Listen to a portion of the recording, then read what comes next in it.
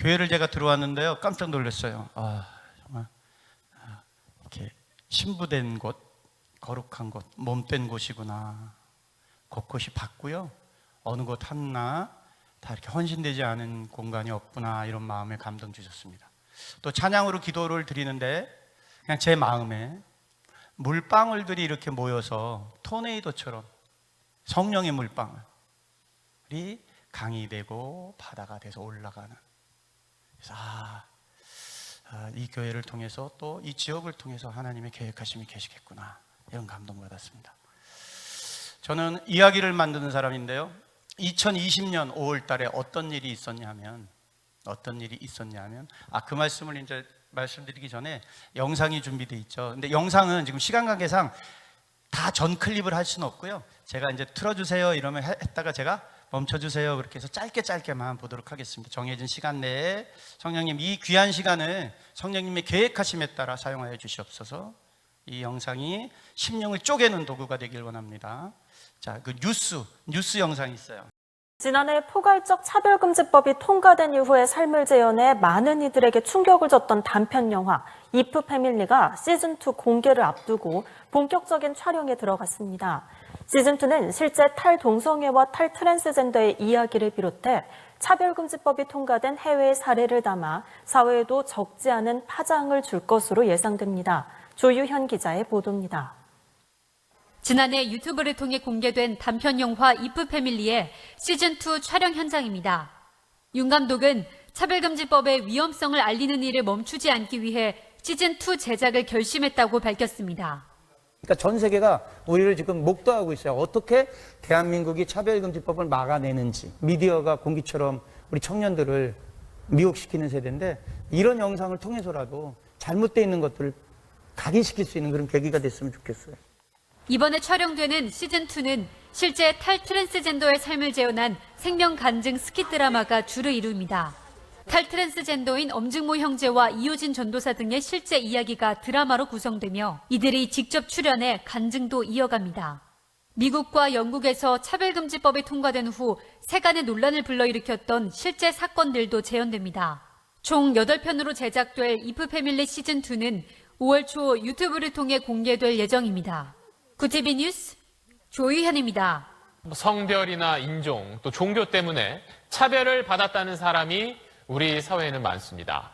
이런 차별을 없애고 평등권을 보호하자는 취지의 법안이 바로 차별금지법입니다. 그동안 여러 차례 이 법안이 추진됐지만 국회의 문턱을 넘지 못했고, 그래서 지난해 다시 발의된 상태인데 이 법안을 왜곡하는 가짜 정보들이 인터넷에 계속 번지고 있습니다. 자, 한 가지 현상을 놓고 두 가지 반응이 있습니다. 인간 스스로 자기의 성을 선택할 수 있다는 이런 주장을 지지하는, 이것을 법으로 만들어서 강제성을 취하려고 하는 그런 분들이 계십니다. 한 가지 현상을 놓고 그것이 옳지 않다. 남성과 남성, 여성과 여성이 스스로 사랑하는 것은 성경에 위배되는 일이다. 창조 질서에 위배되는 일이다. 옳지 않은 일이라고 주장하는 사람들이 있습니다. 어떤 것이 옳은 것일까요? 2020년 5월 달까지만 해도 저 역시도 부끄러운 자였습니다. 하나님을 만난 사람이라고 늘 기도하면서 늘 말씀을 증거하는 그런 삶 속에 산다고 생각했지만 시대 감수성이 무엇을 요구하는지를 깨닫지 못했던 사람이었습니다. 2020년 5월 코로나 팬데믹에 의해서 전 세계가 원치 않았던 그런 상황을 맞이하게 됐습니다. 그 어떤 인류가 경험하지 못했던 전 세계가 바이러스에 의해서 꽁꽁 묶이는 그런 코로나 팬데믹 안에 대한민국에서 두 가지의 진실이 밝혀졌습니다. 이단 신천지의 실체가 파악이 됐고요, 그리고 차별금지법이 정의당 법으로 발의가 됐습니다. 신천지는 청년들에게 생명을 거는 포교 활동으로 급속도적인 성도 수의 증가를 끄집어냈던 그런 이단 종교입니다.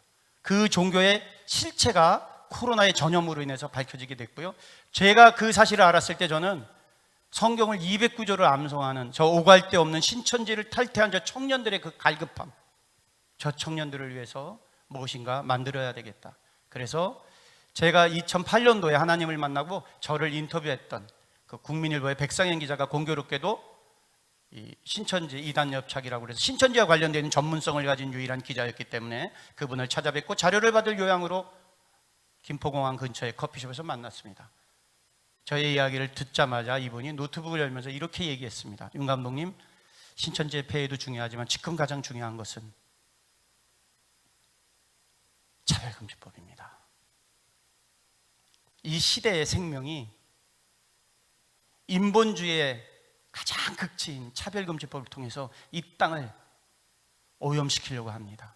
윤 감독님이 이 진실을 바로 봐주셨으면 좋겠습니다. 그리고 몇 가지 이야기를 하시는데 너무나도 놀랐습니다.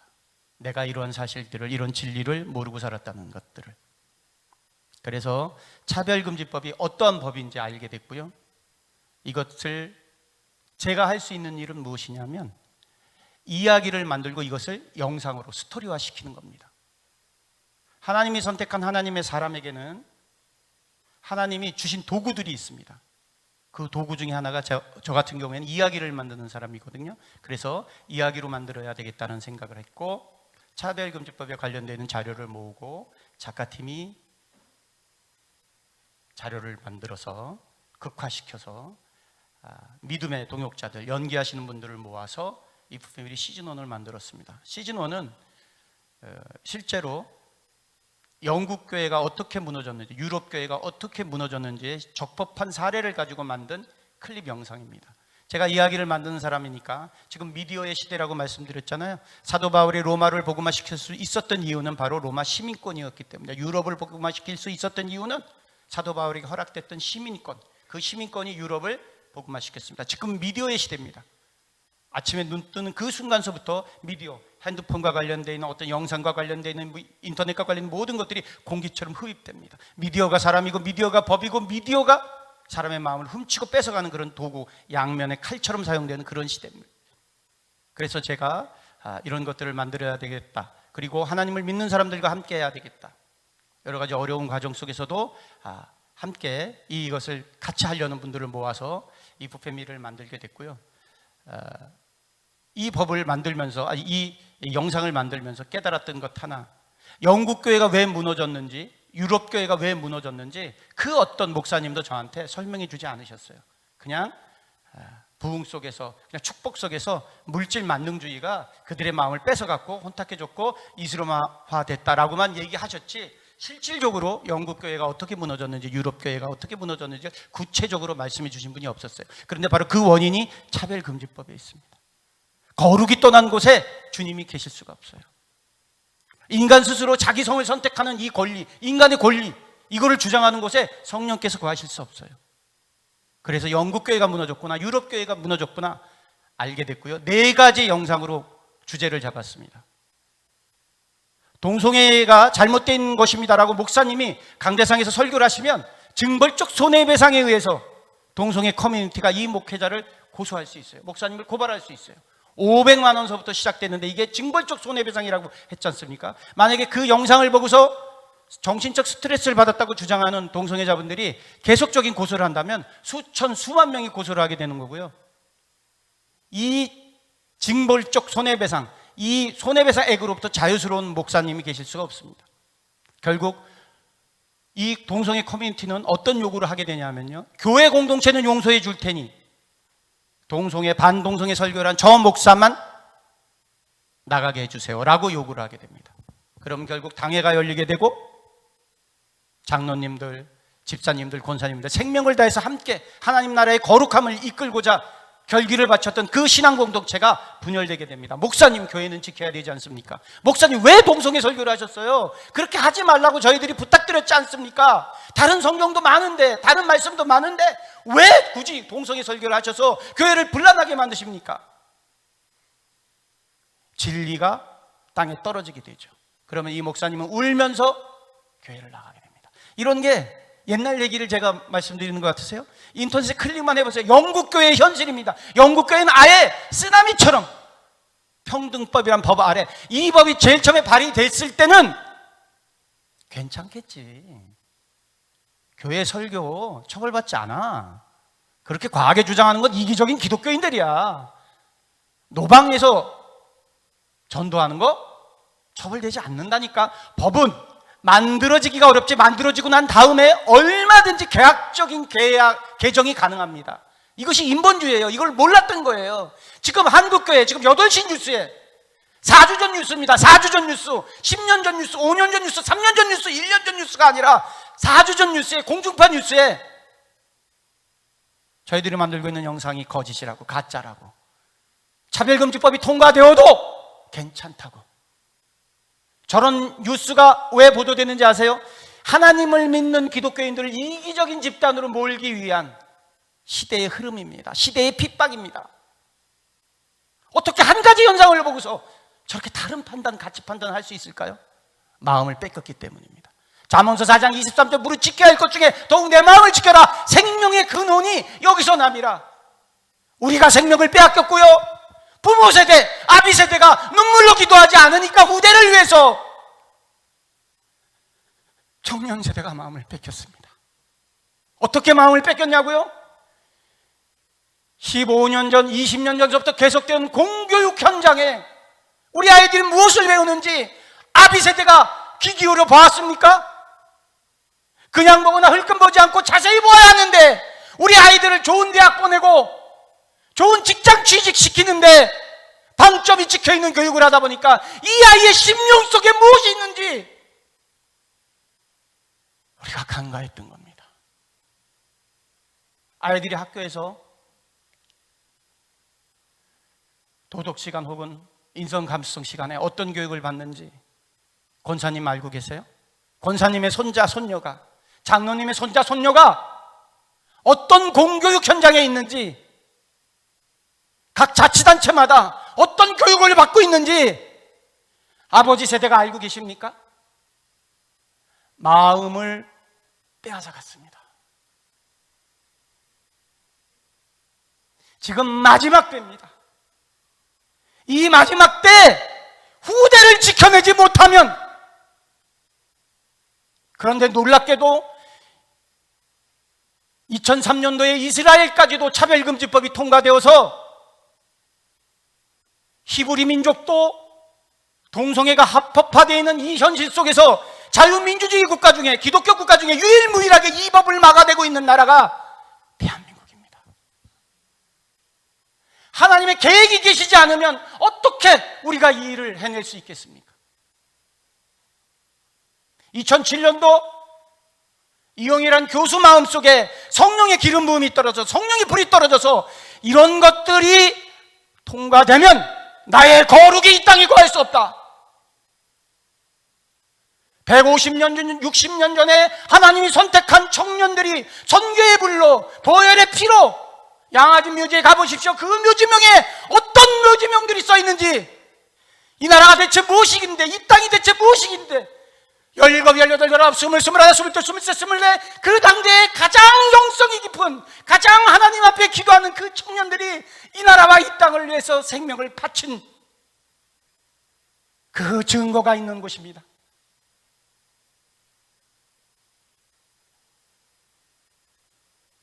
그 기름 부음이 있는 곳입니다.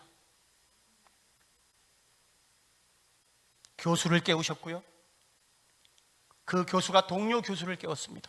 기ром평 교수가 또 일어났습니다.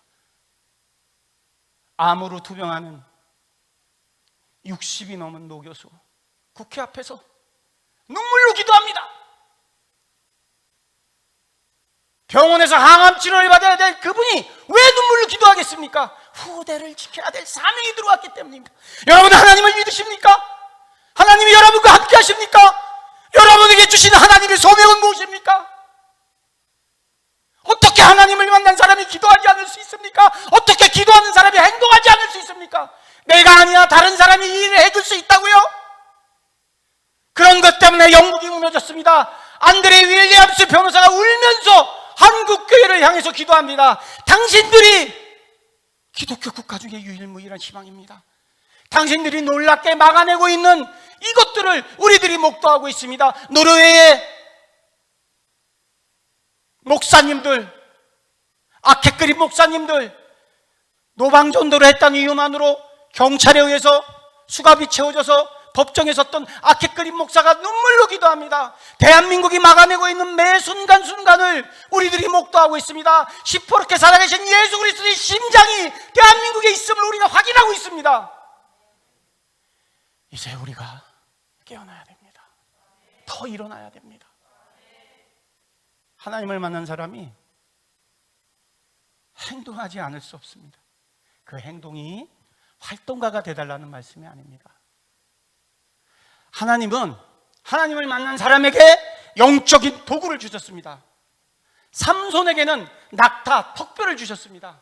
그 삼손에게 준 낙타, 턱뼈가 1000명의 이방 민족을 물리칩니다. 낙타, 턱뼈에 여호와의 영이 임하시며 그 턱뼈를 들은 하나님의 사람에게 권능을 주시는 것입니다.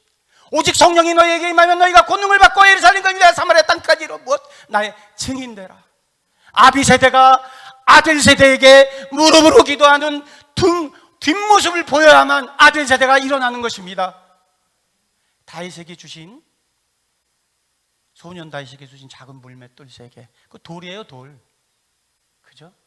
그 돌에 성령의 권능이 임하니까 세상적으로 불가능하다는 골리앗이라는 만몬의 장수를 하나님의 성령이 임하시니까, 권능이 임하시니까 쓰러뜨리는 기적. 모세 40세까지 왕족으로 살다가 히브리 민족임을 각인하고 광야로 나가서 지명수배자로 40년을 살은 거예요. 양 치고. 그런 80대 노인에게 성령의 권능이 임합니다. 오직 성령이 너희에게 임하면 너희가 권능을 받고 예루살렘과 유대와 사마리아 땅 끝까지 이르러 무엇? 나의 증인되라. 모세보다 나이 많으신 분 계신가요? 80세가 넘으신 어르신 계세요? 한 분 계십니까? 축복합니다. 모세도 들어서 사용하시니까. 80세 된 그 모세에게 하나님의 성령이 임하니까 모세가 들었던 지팡이가 어떤 권능의 도구가 됩니까? 반석을 쪼개기도 하고 홍해를 가르기도 합니다. 하나님의 사람에게는 하나님이 주신 하나님의 소명이 있습니다. 하나님이 주신 말씀이 있습니다. 그리고 우리가 각인되지 못하고 있지만 하나님께서 주신 도구가 있습니다. 그 도구가 어떤 권사님에게는 저같이 이렇게 이야기를 나는 윤학열 감독처럼 이야기를 만드는 그런 재주가 없는데 저 사람은 자꾸 소명 이야기를 하고 도구를 얘기하고 하나님의 도구 이야기를 하네. 아닙니다. 각자에게 주신 하나님의 도구가 있어요. 어떤 권사님에게는 기도의 도구가 있습니다. 그냥 기도를 하는 게 아니라 생명으로 기도를 해주셔야 됩니다. 그냥 기도를 하는 게 아니라 간절함으로 기도를 해주셔야 됩니다. 세상 사람들이 알아주지 않아도 네가 네 조국과 네 후대와 나의 나라를 위해서 무릎 꿇은 그 시간은 내가 계수한다. 세상 사람들이 알아주지 않아도 장로님이 남몰래 가지지 못한 자들을 위해서 헌신했던 그 행동을 하나님이 지켜보고 계십니다. 네가 그 어려움 속에서도 진리가 무엇인지, 사랑이 무엇인지, 내가 무엇을 원하든지 네가 무릎으로 증거했구나. 이제 그 많은 소명들을 이 나라의 회복을 위해서 사용해 주셔야 됩니다. 그 영상들이 있어요. 두 번째 그 물어보살 영상. 니네 대박이다. 관계가 좀 복잡한데 너도 연락하니? 걔가 좋아? 좋습니다. 수덥이요. 자, 지금 시대 어떤 시대인 줄 아세요? 보살의 시대예요. 보살의 시대. 미디어가 어둠의 도구로 전락했기 때문에 보살의 시대입니다. 공중파에서 방송되고 있는 프로그램이에요. 물어보살. 프로그램 제목이에요. 고민에 빠진 청년들, 앞날이 두려운 청년들, 이 나라에 살면서 희망을 가지지 못한 그런 청년들한테 누가 위로자가 돼주는지 아세요? 국가대표 출신의 농구선수 출신의 방송인 서장훈이라는 저분이 쓰고 있는 복장이 선녀보살 복장입니다. 일반 청년들에게 가장 친근감을 주는 이수근이라는 개그맨이 하고 있는 복장이 애기동자 복장입니다. 이 나라와 이 땅이 어떤 나라입니까? 이 민족이 어떤 민족입니까? 하나님의 핏값으로 산 민족입니다.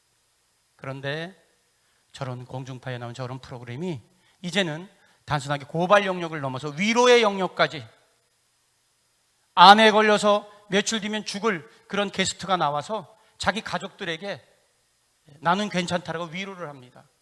그래서 저 방송을 보다 보면 울기도 하고 웃기도 하고 상처가 치유되는 놀라운 역기능까지도 벌어지고 있습니다. 저게 굿당 매뉴얼입니다. 대학가에 가장 많이 있는 것이 술집이 아니고요, 대학가에 가장 많이 있는 것이 PC방이 아니고요, 대학가에 가장 많이 있는 것이 바로 타로 점집입니다. 미래가 불투명한 청년들한테 돈 10,000원이면 그 마음을 위로합니다. 어둠의 영이. 자, 다음 영상, 신과 함께 영상 보여주실까요?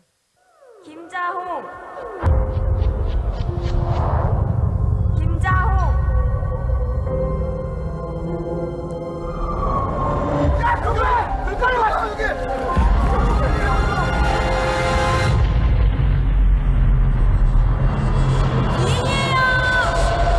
귀인이에요, 귀인.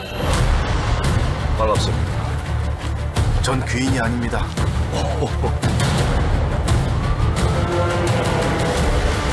난 아저씨 직업 선택이 신의 한 수였다고 봐. 저희의 48번째 귀인이 되어주세요.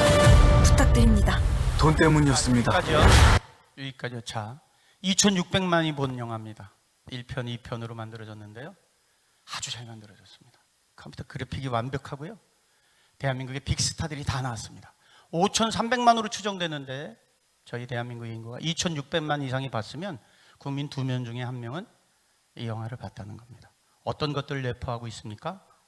타종교의 가치관을 내포하고 있습니다. 사람이 죽으면 이승과 저승 사이에 49일 동안 머무는 공간이 있고요. 이 공간 내에서 염라대왕이 판정을 내립니다. 착하게 사는 사람은 살아온 그 등급에 따라서 인간으로 다시 환생할 수 있는 기회를 주고요. 그렇지 못한 사람은 동물로, 그것보다 아주 악하게 사는 사람은 지옥으로 떨어뜨리는 불교적 세계관이 영화로 만들어졌습니다. 2,600만 이상이 봤습니다. 어떤 스님이 설법을 증거한다고 그러면 2,600만이 듣겠습니까? 10,000명도 안 듣습니다. 그런데 미디어가 도구가 탁 되는 순간 저 불교적 세계관이 호흡되는 겁니다. 왜 이렇게 우리 기독교가 핍박받습니까? 마음을 뺏어가는 문화가 도구가 되어서 그 사람들의 마음을 완악하게 만들었기 때문입니다. 이런 것들 안 볼 수 없습니다.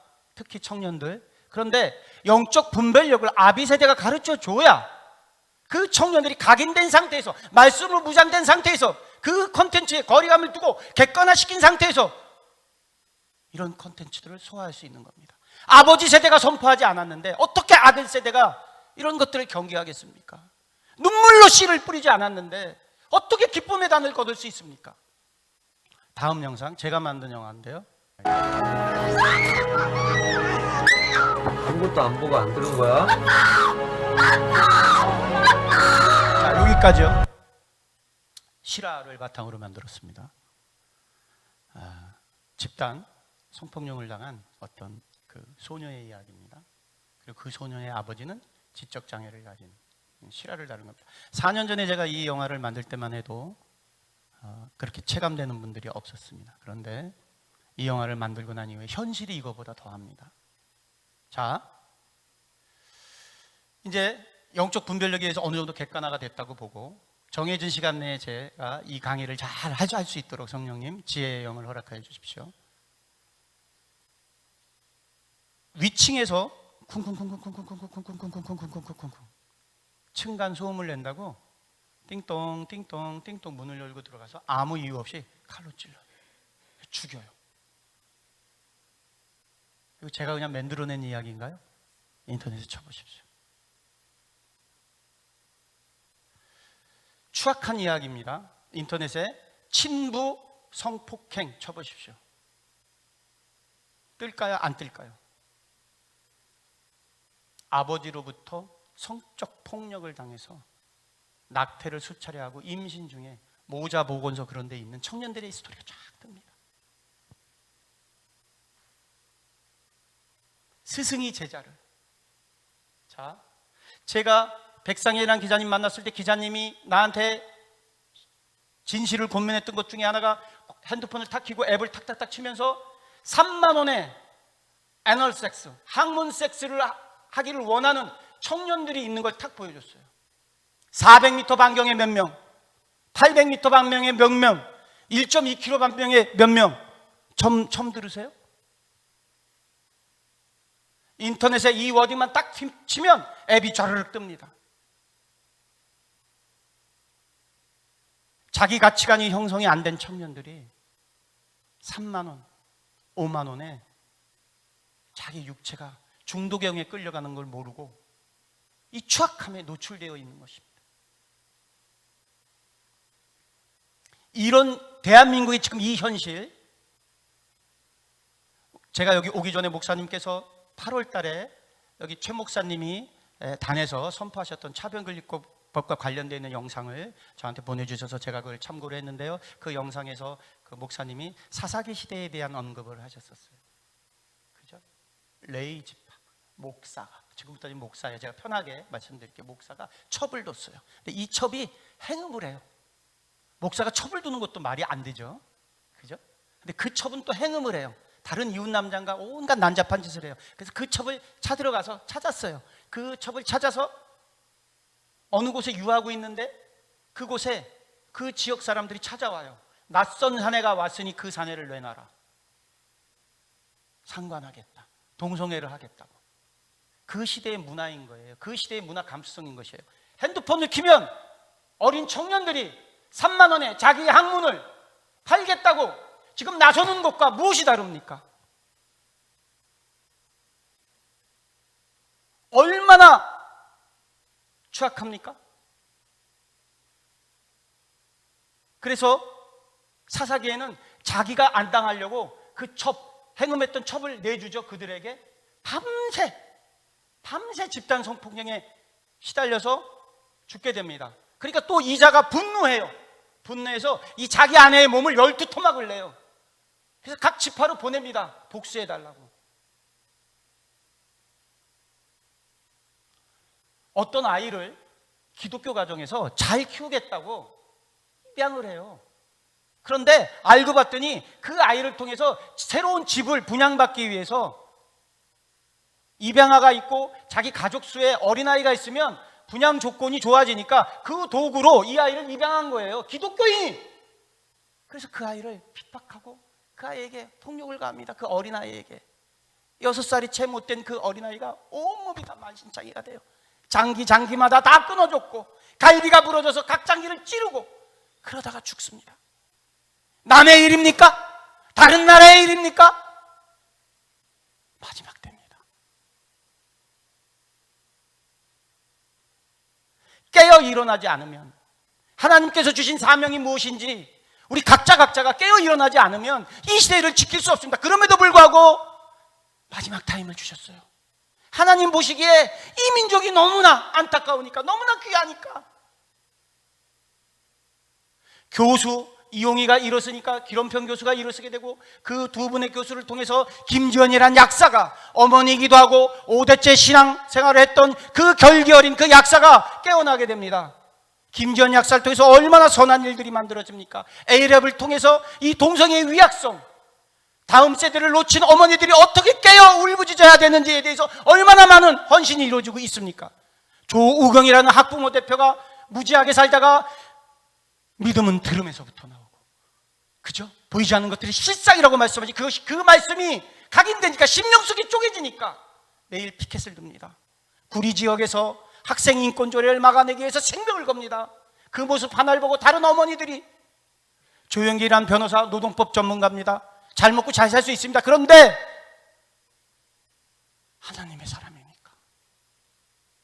하나님의 성령이 진실을 알게 됐을 때, 듣게 됐을 때 가만히 있게, 가만히 그냥 평범하게 살 수 없게 성령님이 권면하시니까 조윤기라는 변호사가 들고 일어납니다. 내가 법을 공부하게 된 것은 하나님의 도구가 되기 위함이다. 그러면 내가 알고 있는 이 전문 분야에서 나는 생명을 걸겠다. 10번, 20번 찾아갑니다. 자기보다 선배인 대법관 앞에서 머리를 조아립니다. 그렇게 자존심이 강한 율사 집단인 그런 분들이 머리를 조아리고 읍수합니다. 후대를 지켜내기 위해서 모여주십시오. 어저께도 그저께도 그저께도 여러분들은 모르지만 얼마나 완악한 방법으로 차별금지법이라고요. 이것이 또 가족건강법으로 둔갑을 하고요. 차별금지법이라고요. 이것이 평등법으로 둔갑을 해서 다른 생각을 가진 분들의 국회의원들이 계속 발의를 해냅니다. 정말 성령이 무장되지 않았으면, 오직 성령이 너에게 임하지 않았으면 지키지 없는 싸움을 하나님이 선택한 분들이 각자 자기 분야에서 생명을 내걸고 싸우고 있습니다. 국회의원들마다 매주 찾아가고요.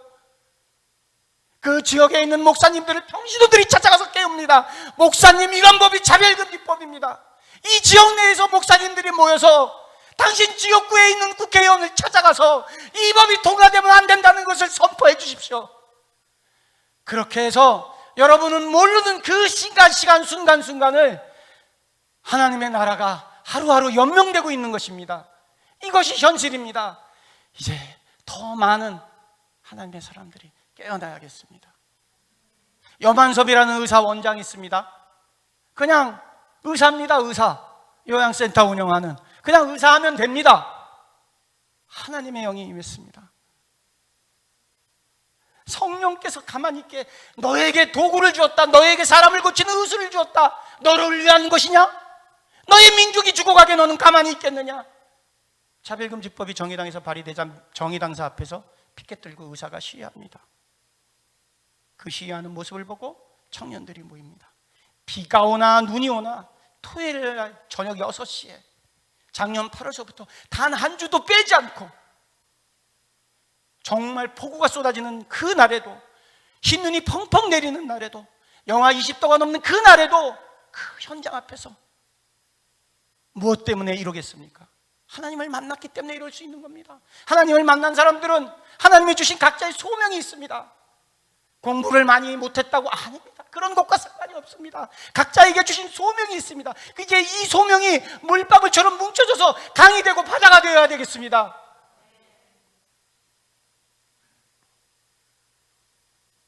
차별금지법 시즌2 지금 제작하고 있습니다.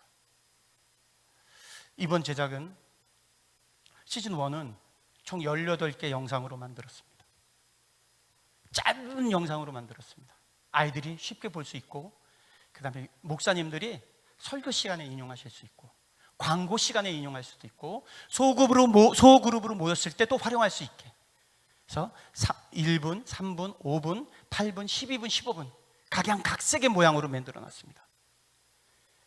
전체 수가 70만 뷰가 이제 넘었습니다. 실제로 공동체가 봤으니까 300만이 넘게 봤습니다. 그래서 차별금지법이 무엇인지 이제 어느 정도 알게 되었습니다. 자, 시즌2는 영국 안드레이 윌리엄스가 고증한 그런 예들. 차별금지법이 통과되고 나면 어떤 현상들이 사회 곳곳에 침투하게 되는지, 여성 스포츠계, 실제로 미국에서 있었던 일입니다. 해병대를 제대한 남자, 펠론이라는 이 남자가 성전환 수술을 받고 스스로 여성이 되었다고 선언을 하고 여자 격투기 대회에 나가서 해병대 수색대를 나온 사람이에요. 다 부십니다. 그래서 챔피언급까지 올라갑니다. 그래서 그 사람들이 대결하기를 꺼려합니다. 그리고 실제로 대결했던 분 중에 하나는 두개골에 금이 가는, 함몰되는 데미지를 입은 사람이 나와서 내가 평생 처음으로 받는 데미지였다. 그래서 크게 논란이 됐습니다. 또 여자 마라톤, 육상 경기 중에서는 남자인데 자기가 여자라고 주장하는 겁니다. 이 법이 통과되면 그런 것들을 제재를 가할 수가 없어요. 그런 남자 청년 3명이 육상대회에 나와서 1, 2, 3등을 다 휩습니다. 그렇게 되니까 IOC 국제올림픽위원회에서 남성 호르몬에 대한 욕격을 만들기 시작합니다. 남성 호르몬 수치가 일정 부분 이렇게 된 분들은 여성으로 인정할 수 없습니다. 그래서 못 나옵니다. 또 영국에서 실제로 벌어졌던 일이죠. 퀴어 축제, 학교에서 퀴어 축제가 벌어집니다. 에이, 한국은 그럴 일은 없을 거야. 천만의 말씀이요. 이 법이 통과되고 나면 영국이 땅을 치고 후회하는 안드레이 윌리엄스 그 변호사가 눈물로 흡수하는 것, 방심하는 그 순간이 마지막입니다. 영국이 그렇게 해서 그 법이 통과되고 난 뒤에 학교에서 퀴어 축제가 벌어진다고 기독교인 학부모가 그 일에 반대를 하고, 그랬더니 그 아이까지도 정상적인 하나님의 교육을 받은 아이니까 반대하는 발언을 했을 거 아니에요. 그 아이를 감금하고, 그런 것들을 극으로 만듭니다. 일정 부분 만들었고요. 4월 달에 만들다가 더 귀한 분들이 저한테 연락을 주셨어요. 그러니까 동성애자였는데 탈동성애 하신 청년들. 어떤 교회의 교육 전도사였습니다. 교육 전도사인데 양성애자가 된 거예요. 이런 분들에게 공통적인 특성이 있습니다. 청년기에, 유소년기에 성적 폭력을 당했다는 것. 제일 처음에 폭력을 당할 때는 그것이 고통스러웠는데 어느 순간에 그것이 중독이 되는 것이죠. 교회 내에 굉장히 많습니다. 정말로 많은 청년들이 동성애 문화에 오염되어 있습니다. 혹시 이 영상을 목사님들이 보시면 정말로 전수조사를 한번 진짜 지혜로운 방법으로, 목사님 교회에서 전수조사를 나와라 이렇게 강압적으로 하면 그건 전략전술이 없는 거죠. 정말로 기도를 하시고 정말로 교육자들에게 전수조사를 해보시면 의외로 교육자 중에서도 동성애자들이 있습니다. 안다한이란 분이 그런 분이었는데요, 이중생활을 한 거예요. 정말 교회 내에서는 충직한 종이었습니다. 그런데 유년기의 충격으로. 또 이효진이라는 분도 계세요. 여자분이세요.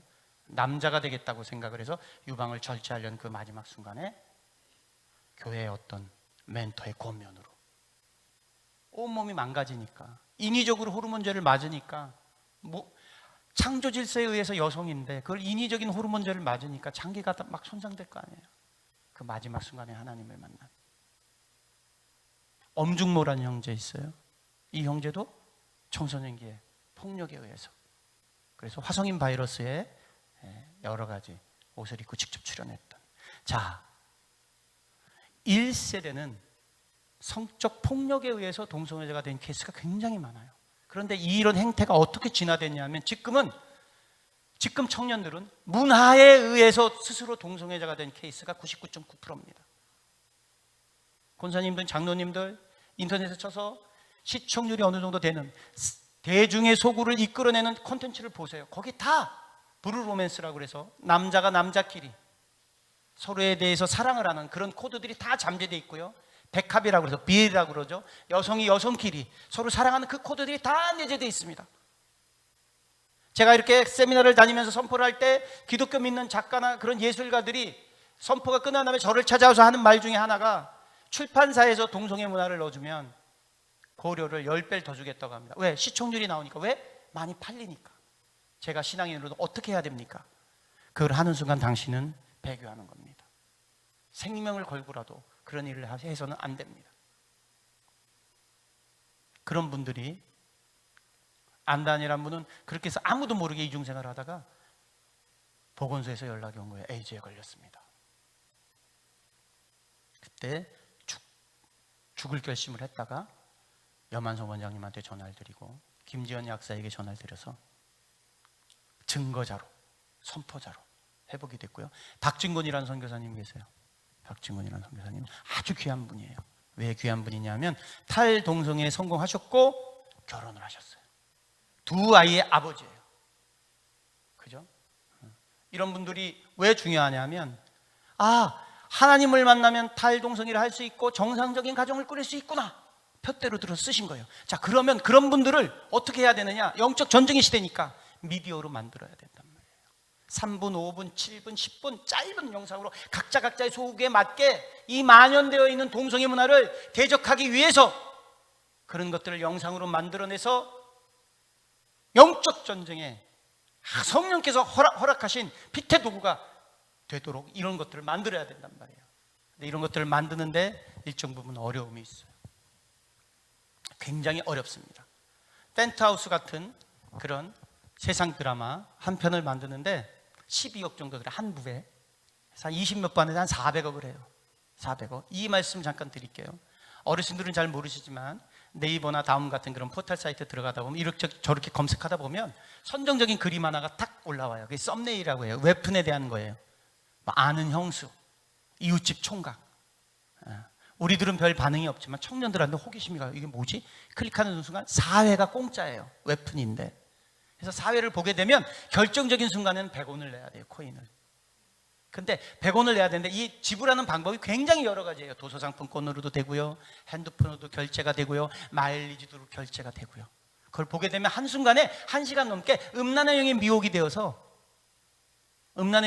되어서 20몇 불을 다 볼 수밖에 없어요. 제가 실험상 제가 콘텐츠를 만든 사람이니까 어떤 구조로 돼 있는지 여러 기도하는 작가팀, 감독팀과 함께 모니터링을 했어요. 이야, 청년은 이 일에 꼼짝 못하게 중독이 됩니다. 알고리즘이 형성되거든요. 한번 이런 성인 웹툰을 보게 되면 그 뒤에 그것보다 더 자극적인 것들이 계속 핸드폰으로 날라와요. 이 시장이요, 이걸 그리는 작가한테 4억이 배당됩니다. 이걸 기획한 회사는 6억을 가져갑니다. 총 10억에 한 작품이 만들어져요. 에이, 어떻게 그런 일이 만들어집니다. 그러면 한국에서만 유통되는 것이 아니라 웹툰은 대한민국이 만들어낸 예술 장르예요.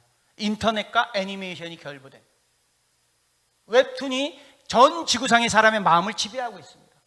동국지 위지동의전을 보게 되면 조선 사람, 즉 중국에서 우리를 봤을 때 오랑캐라고 그러는데요, 춤과 노래에 능하다. 그런데 사실 저는 이제 이야기를 만드는 사람이니까 우리는 한국 사람들이 제일 잘하는 일이 춤, 노래 이외에 K-팝, K-드라마 이외에 K-스토리입니다. 이야기를 잘 만들어내요. 전 세계에서 가장 많은 드라마를 갖고 있는 나라가 저희 나라입니다. 일일 드라마, 아침 드라마, 기획 특집 드라마, 대화 특집, 사고, 틀면 드라마, 시트콤 뭐, 그러니까 이야기하기를 좋아하는 거예요. 그게 애니메이션의 컴퓨터가 결부된 웹툰으로 만들어지는데 이게 국내 시장은 10억이고 이게 LA의 본부로 날아갑니다. LA의 본부로 날아가게 되면 LA에서 각 나라의 언어로 번역이 됩니다. 그래서 이게 전 세계 수출됩니다. 한 콘텐츠가 300억의 유통시장을 만들고 있습니다. 만몬이 음란과 인터넷과 결부돼서 청년들의 마음을 뺏어갈 뿐 아니라 이걸 전 세계에 수출하는 그런 지경에 있습니다. 미디어의 곤욕이 지금 사람의 마음을 뺏어가는 빼앗기기도 하고 뺏기기도 하고, 이제 이 사실을 우리가 알았습니다. 그러면 지키기 위해서 이런 것들을 만들 수 있게 기도해 주시고 함께 해 주시고 지원해 주셔야 됩니다. 후대를 잃게 되면 그 어떤 것들도 지킬 수 없게 되기 때문입니다. 자, 영상들 있어요. 그러면 하나님을 만난 사람이 그 사람들에게 성령께서 어떤 도구를 주셨느냐, 몇 가지 도구를 준 사람이 있어요. 제가 직접 만난 사람도 있고요, 제가 만나지 못한 사람들이지만 그 사람들의 이야기를 만든 것들이 있어요. 먼저 유관순 먼저 틀어주세요. 1919 유관순 먼저. 고등은 자애아 조선의 독립국임과 조선인의 자주민임을 선언하노라. 조선 건국 4252년 3월 1일 대한독립 만세! 대한독립 만세! 대한독립 만세!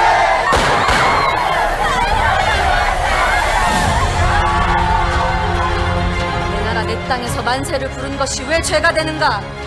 어째서 원놈들이 내 민족을 죽이느냐 이 말이다. 입이 있어도 말할 수 없고 귀가 있어도 들을 수 없고 눈이 있어도 볼 수 없는 이 지옥 같은 삶 도날 따릅니다. 대한독립 만세! 대한독립! 내가 눈이 멀었지 마음까지 먼 줄 아느냐? 내 나라에서 싹 물러가라! 자, 여기까지요. 자, 유관순은 다 합니다. 그죠? 18살 소녀. 하나님을 만난 사람은요, 말씀을 받게 되고요, 그 말씀을 받게 된 사람은 행동하게 돼 있어요. 18살짜리한테 대체 어떤 일이 생긴 걸까요? 저거 만세 부르면 죽는 거예요. 그리고 제가 저 영화를 만들었기 때문에 서대문 형무소에 수감된 유관순이 밤마다 뭘 했는지 아세요? 9시에 만세 운동했어요. 옥중에서. 왜 만세 운동을 했는지 아세요? 만세 운동을 하면 온몸이 고문으로, 열창으로, 자궁까지도 인두로 찢어졌어요. 그런데도 왜 만세를 했겠어요? 18살짜리 소녀가 결기를 지키면서 9시에 옥중에서 만세를 하니까 고문에 혹사당한 남자 독립투사들, 거기 서대문 역사박물관 가보시면 한 200m 떨어져 있어요. 어린 18살짜리가 생명으로 기도하고 결기를 지키니까 고문에 의해서 내일은 자백해야지 생각했던 남자 독립투사들이 그 18살짜리의 만세에 결기를 지켜냈던 거예요. 18살짜리도 저 아이도 나보다 더 심한 옥고를 치르면서 견뎌내는데 순간적으로 마음이 약해졌다가도 왜 이런 일이 가능해요? 하나님을 만났기 때문에 가능한 거예요. 기생 김영하라고 보이죠? 한복 입고 만세 부른 기생이에요. 술 따르고 웃음 따르던 그런 기생에게 하나님의 영이 임하니까 세상적으로 가장 버림받던 저 기생에게 성경을 보니까 기생 라합이란 말이 있는 거예요. 야, 성경에도 기생이 하나님께 쓰임받았구나. 나도 기생이라고 버림받았다고 생각됐는데 사명으로 환경을 극복시키는 것은 사명이에요. 환경을 극복하는 건 하나님의 말씀이에요. 말씀이 임하니까 기생에게 담대함이 있지 않습니까? 헌병들이 못 지나간다고 만세 운동기간이라 못 지나간다고 딱 막으니까 너희 헌병대장이 우리 기생집에 자주 오는 거 모르느냐? 보건소 가는 길이다. 문 열어라. 지혜의 영이 임한 거죠. 그래서 만세 부른 거 아니에요. 앞 못 보는 신명철. 지금도 몸이 불편한 분들에 대한 인권이 녹록치 않은데 120년 전, 100년 전에 앞 못 보는 소녀의 삶은 어땠겠어요? 손가락질 받고 핍박당하던 그 소녀에게 하나님의 영이 임하니까 만세운동이 벌어졌다고 하는데 사람들 무서워서 만세 못 부르니까 이때를 위함이구나. 나의 연약이 나의 부족이 하나님의 때를 위함이구나. 나는 눈에 보이는 것이 없는 자라 두려움이 없어. 나는 하나님을 믿는 사람이요 나는 호수돈 여고에서 하나님을 만났소. 마음이 두려운 자는 내 등 뒤로 쓰시오. 나는 나의 하나님의 영과 함께하니 일경의 칼과 창이 두렵지 않소. 이런 담대함이 생기시는 거죠. 다음 영상이 있어요. 철가방 우수씨. 철가방 우수씨. 제가 만난 사람이에요. 제가 만난 사람. 짜장면 배달부예요. 전과 사범의 짜장면 배달부인데 하나님을 만난 이후로부터 변해요. 변해서 영상이 없으면 그냥 말로 하겠습니다. 변해서 김우수라는 사람이 5명의 어린이를 도네이션해요. 국내 어린이 4명, 그 다음에 아프리카에 1명. 하나님을 만나니까. 김우수라는 사람 직업이 뭐냐면 짱깨 배달이에요. 세상 용어로 김우수의 철가방이 도구가 된 거예요. 얼마나 자유했는지 아세요? 대통령이 좋은 일 한다고 밥 먹으러 오라고 그러니까 다른 사람들은 대통령이 만나자고 하니까 양복 입고 가야 된다고 그러는데 얼마나 자유함이 있어졌냐 하면 초등학교밖에 못 나온 가족도 없고 아무것도 없는 이 사람에게 성령이 임하니까 얼마나 바라보는 관점과 시야가 바뀌었냐면 내가 대통령과 아침을 먹는다고 해서 내 환경이 세상적 환경이 변화될 게 있겠느냐? 나는 내가 일하는 작업복을 갖고 그냥 대통령 만나겠다. 내가 양복 사 입을 돈이 있으면 그 돈으로 내가 약속한 아이들에게 선물이나 기념이 될 만한 것을 사주겠다. 이 자유함은 어디서 나오죠? 하나님을 만난 사람이기 때문에. 하나님을 만난 사람에게는 하나님이 주신 소명의 도구가 있습니다. 그 소명의 도구를 찾으셔야 해요. 닉 부이치치라고 있어요. 그 영상은 준비되면 잠깐만 보여주세요. 닉 부이치치. Thank you very much. Nice to see you. My name is Nick Vujicic and it's a pleasure to be with you. 네. 자, 보시기에도 저분은 정상적인 신체를 갖고 계시지 않으세요. 그죠? 양쪽 팔이 없으시고 다리도 온전치 않아요. 다리도 없어요. 목사님의 아들로 태어났어요. 여기 우리 애기들 있는데, 청년들 있는데 목사님의 아들로 태어났어요. 아들로 태어났는데 교회에서 사람들이 수근수근거리는 거예요. 목사가 무슨 하나님 앞에 죄를 지었나 봐. 그렇지 않고서 어떻게 저런 바보가, 저런 병신이 태어날 수 있을까? 이 아이가 자라면서 이거를 알을까요? 못 알을까요? 알게 돼요. 사람들이 자기를 어떻게 평가하는지 눈빛만 봐도. 그래서 이 어린 소년에게 꿈이 생겼어요. 어떤 꿈? 자살하는 꿈. 다른 사람의 도움이 없이는 아무것도 못해요. 소변도 못 보고 대변도 못 보고 먹지도 못해요. 희망이 없는 거예요. 이 아이의 꿈은 눈을 떴을 때 오늘 꼭 죽어야지. 그래서 10몇 번 자살 기도를 해요. 그런데 죽을 수가 없어요. 온전하게 누군가의 도움 없이는 살 수가 없으니까 드디어 D-Day 귀한 날이 왔어요. 네, 집에 아무도 없는데 욕조에 물이 가득 담겨져 있는 거예요. 그래서 대굴대굴 옆으로 굴러요. 굴러서 문을 열고 들어가서 이제 죽기만 하면 되는 거예요. 이 욕조에 빠지기만 하면 되는 거예요. 그런데 한 번, 두 번, 세 번, 네 번 욕조의 문턱을 못 넘는 거예요. 양쪽 팔이 없고 양 다리가 없으니까. 길을 쓰고 턱으로 넘으려다가 미끄러지고 온몸이 다 까질 때 이 소년이 하늘을 향해서 울부짖어요. 왜 나를 이렇게 만들어서 내 마음대로 죽지도 못하게 했습니까? 당신이 정말 살아있습니까? 외칠 때 성령께서 찾아오세요. 네가 나의 도구가 되어주지 않겠니? 육체적으로는 네 몸이 불편하지만 네 불편한 그 몸을 정신적으로 묶여있고 상처있고 아파하는 다른 사람들의 치유하는 도구로 내가 너를 사용하다. 네가 나의 도구가 되어주지 않겠니? 바뀐 게 하나도 없어요. 팔이 쭉 자라났나요? 가제트 형사처럼 다리가 자라났나요? 그렇지 않아요. 성령이 오직 너에게 임하시면 너희가 권능을 받고 예루살렘과 유대야 사마리아 땅끝까지 이르러 무엇? 증인되라.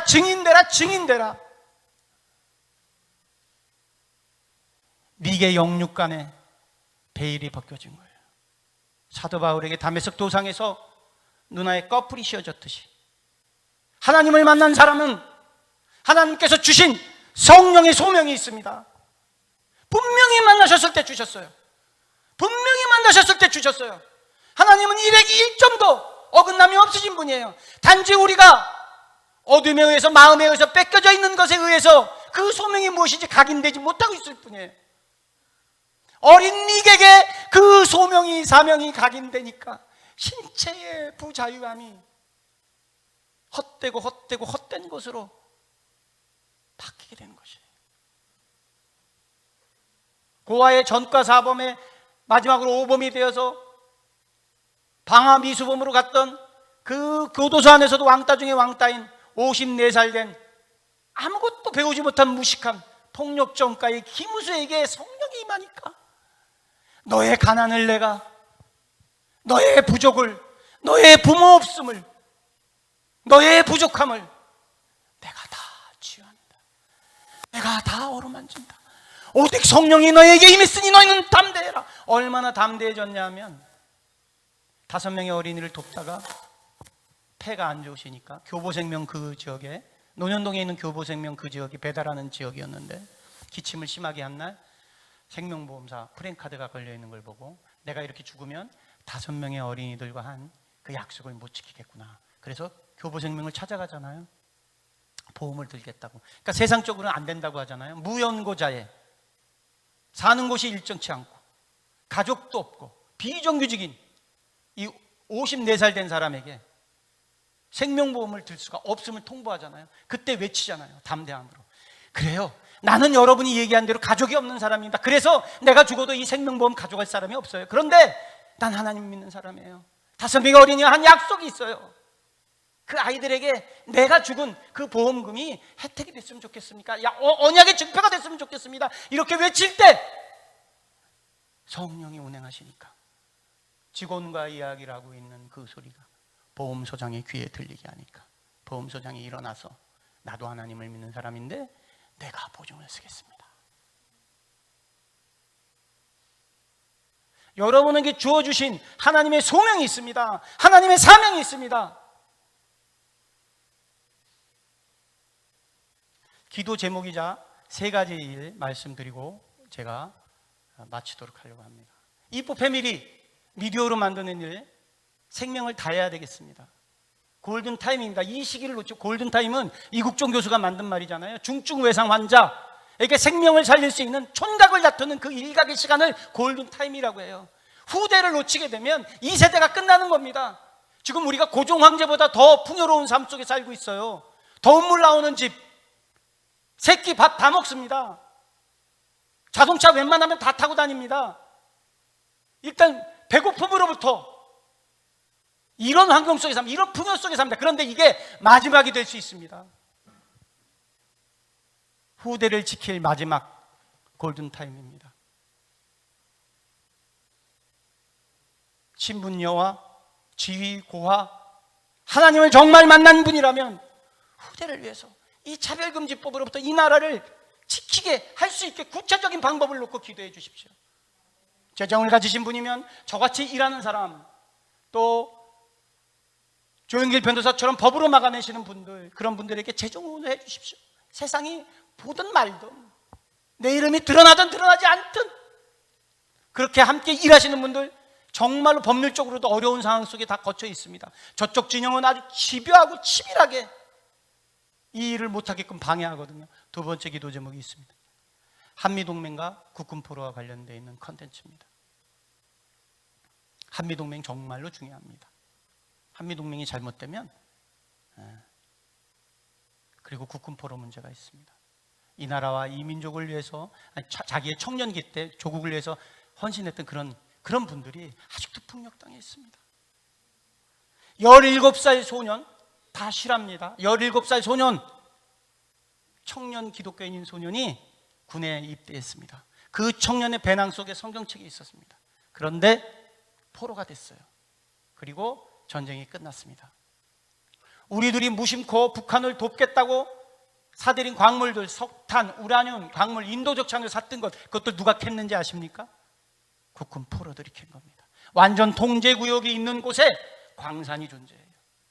그곳에 사는 분들 국군 포로를 43호라고 지칭합니다. 43호는 북한 정권의 세계 계층 중에 최하 적대 계층에서 가장 낮은 등급. 탄광에서 30년을 일한 청년 기독교인이었던 국군 포로가 탄광 속에서 사는 거예요. 온성 탄광 안에서 밖에 못 나오고 사는 거예요. 30년 동안 그 탄을 자기 딸도 연좌제에 의해서 8년째 같이 이거 파는 거예요. 그 딸에게 둘이 있으니까 복음을 증거합니다. 아버지는 하나님 믿는 사람이야. 아버님이 내가 불렀던 찬양은 이거야. 아빠가 왜 정신을 잃지 않는지 알아? 이것 때문이야. 그 딸이 그 말씀을 먹었습니다. 그리고 탈북하게 됐고요. 목사님이 되셨습니다. 주소망교회 국군 탈북자들을 목양하는 자녀들을 목양하는 교회의 목사님이신데요. 가명이세요. 그 아들, 딸이 북한 지역의 지하 성도입니다. 3대의 결기. 미디어의 시대라고 그랬죠. 북한 정권 무력적인 충돌로 해서 무너질까요? 천만의 말씀. 미디어에 의해서 무너질 수 있습니다. 북한 청년들, 장마당 세대들은 북한 사람들도 세대 차이가 나서 못 건진다고 합니다. 사고 차이가 나서 자본주의화 많이 지금 되어가고 있다는 거예요. 그 청년들에게 무엇을 심어주면 됩니까? 미디어로 복음이 심어지게 되면 됩니다. 아주 지혜롭게 이런 것들 웹툰으로 만듭니다. 영어로 만듭니다. 국내에서는 아무도 관심을 안 보이니까 영어로 만들어서 아마존을 통해서 전 세계 미국 땅, 바이블 벨트가 아직까지도 그래도 살아있는 미국 땅에 스필버그가 그것을 보게.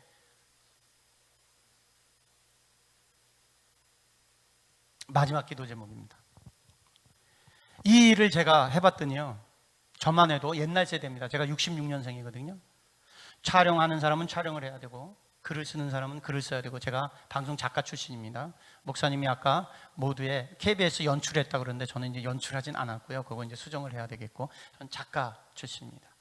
찍는 사람 따로 있어야 되고요. 쓰는 사람 따로 있어야 되고, 조명하는 사람 따로 있어야 되고, 편집하는 사람 따로 있어야 되고요. 음악 넣는 사람 따로 있어야 됩니다. 그런데 이제는 1인 미디어 시대입니다. 한 청년이 5가지 역할을 멀티로 다 하는 시대입니다. 그래서 청년 미디어 용사 300명이 목양돼야 되겠어요. 하나님이 선택한 미디어의 다윗이 목양돼야 되겠어요. 하나님이 선택한 청년이 만든 콘텐츠가 전 세계를 상대로 1000만 뷰, 1억 뷰, 2억 뷰, 3억 뷰 만들 그런 용사들이 만들어져야 되겠어요.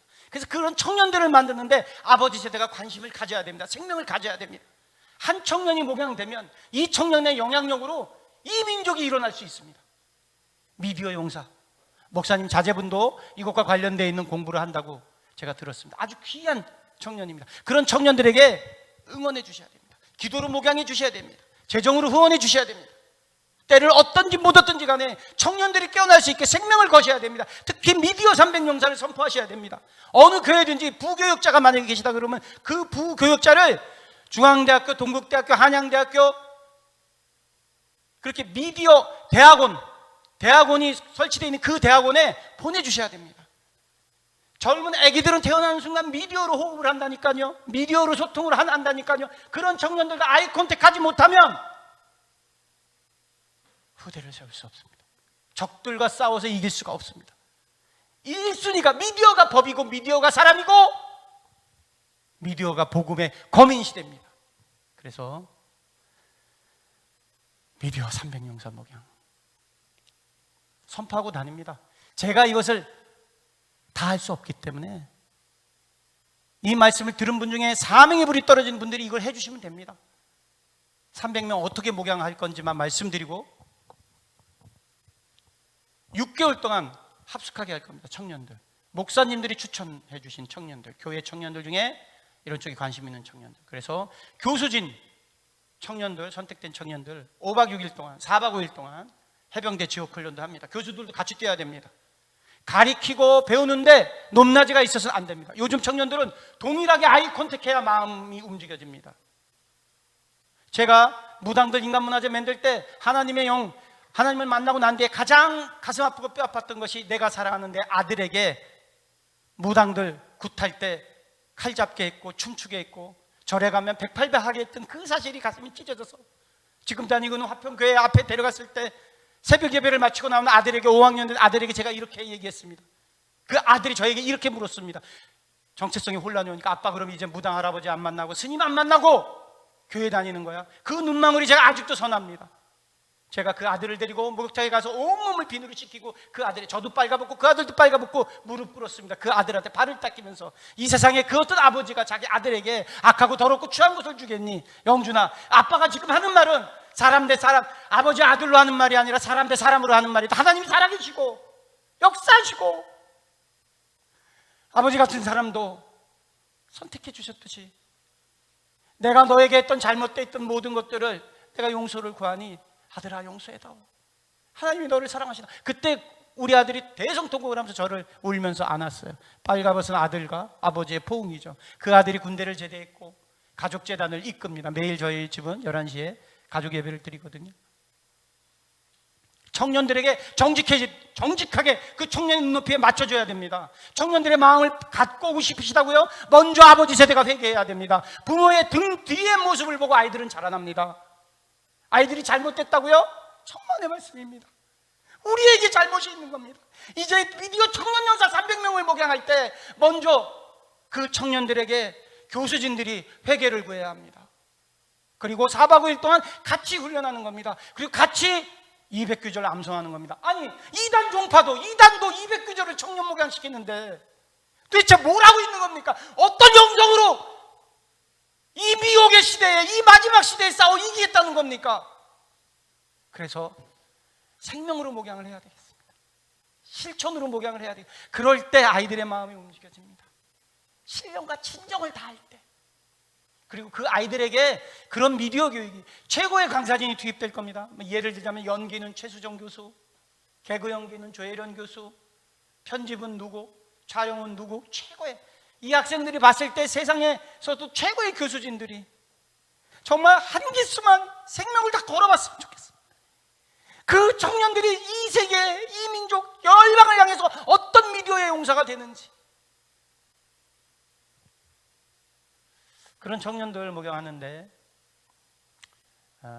6개월 동안 합숙하려면 특정된 공간도 있어야 되겠고 장비들도 있어야 되는데 그런 것들 저는 이런 일들 이프 패밀리도 보니까 죄송스럽지만 교회가 만들어지는 것과 동일한 원리구나 이런 컨텐츠도 어느 순간에 어떤 사람이 와서 땅을 막 몇십 평, 만 평을 딱 주고 뭐 건물을 주고 기자재를 다 주고 이런 방법이 아니더라고요.